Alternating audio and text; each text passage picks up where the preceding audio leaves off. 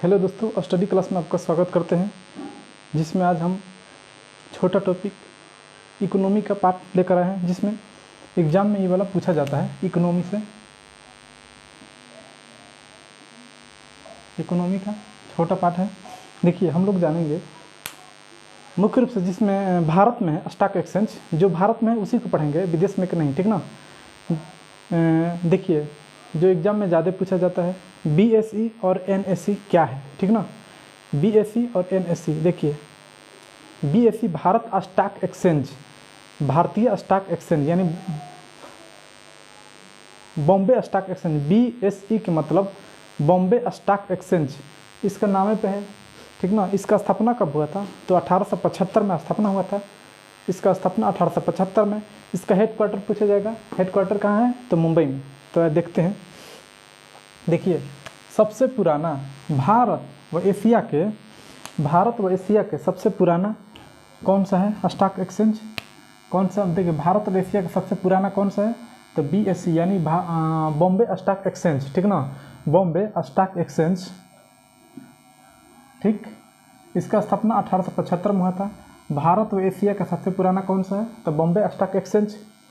इसका हेडक्वार्टर कहाँ है? तो मुंबई में। दलाल स्ट्रीट कहाँ है? ये वाला एग्जाम में बहुत बार पूछा है, ठीक ना। ये वाला एग्जाम में बहुत बार पूछा है। दलाल स्ट्रीट कहाँ है? तो मुंबई में, ठीक।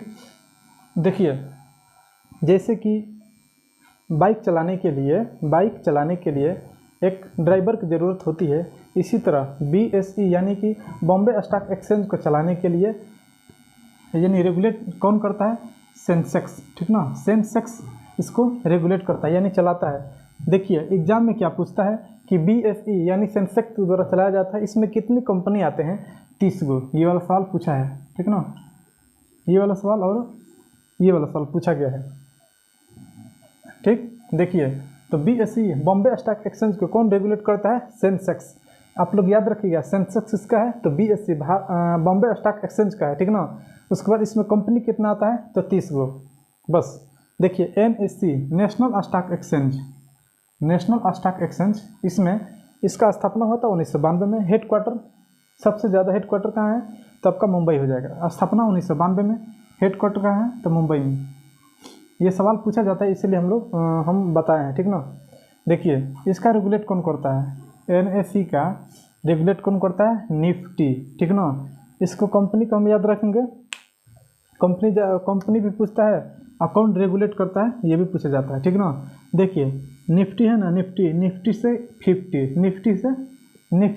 50 याद करेंगे, ठीक ना। निफ्टी से 50। देखिए, निफ्टी यानी कि निफ्टी में कितनी कंपनी आते हैं? तो 50 गो, ठीक। 50 निफ्टी से 50 हम लोग याद कर लेंगे।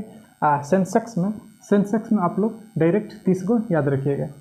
अब आता है, देखिए, विश्व का सबसे बड़ा स्टॉक एक्सचेंज कौन सा है? विश्व का सबसे बड़ा स्टॉक एक्सचेंज कौन सा है? ये सवाल पूछा जाता है। न्यूयॉर्क स्टॉक एक्सचेंज, ठीक ना। विश्व का सबसे बड़ा स्टॉक एक्सचेंज कौन सा है? तो न्यूयॉर्क स्टॉक एक्सचेंज। इसका स्थापना 1792 में हुआ था, ठीक ना। विश्व का सबसे बड़ा stock exchange New York stock exchange, जिसका स्थापना 1792 में हुआ था। विश्व का सबसे पुराना स्टॉक एक्सचेंज कौन सा है?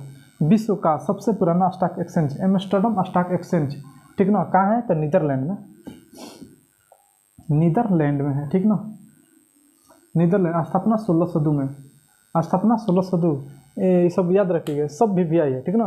देखिए, विश्व का सबसे बड़ा स्टॉक एक्सचेंज कौन सा है? तो न्यूयॉर्क स्टॉक एक्सचेंज, जिसका स्थापना 1792 में हुआ था।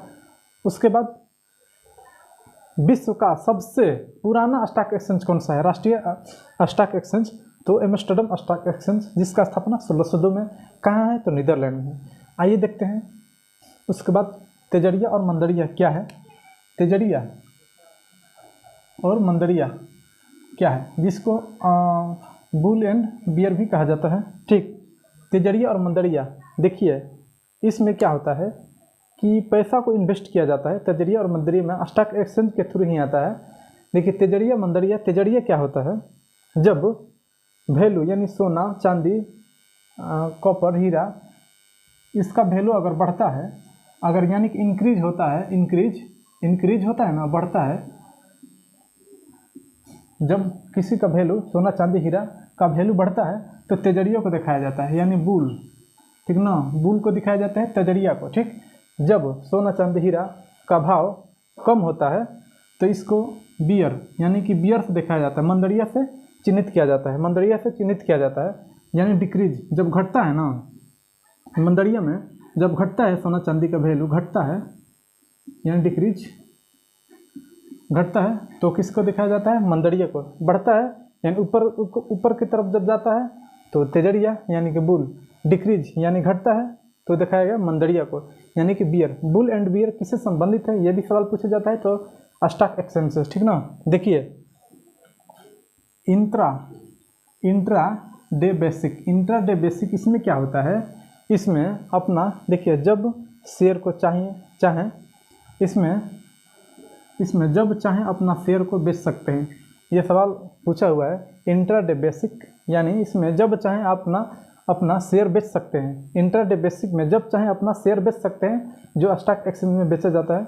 उसके बाद देखिए डिलीवरी बेसिक में क्या होता है, इसमें शेयर को कभी भी खरीद सकते हैं या बेच सकते हैं, ठीक ना। उसके बाद इंट्राडे बेसिक में इसमें हमेशा शेयर को बेच सकते हैं, ना कि खरीद सकते हैं। अब डिलीवरी बेसिक में इसमें शेयर को खरीद सकते हैं और बेच भी सकते हैं। आई होप आप लोग स्टॉक एक्सचेंज के बारे में समझे होंगे, ठीक ना। मिलते हैं नेक्स्ट क्लास में। जय हिंद दोस्तों।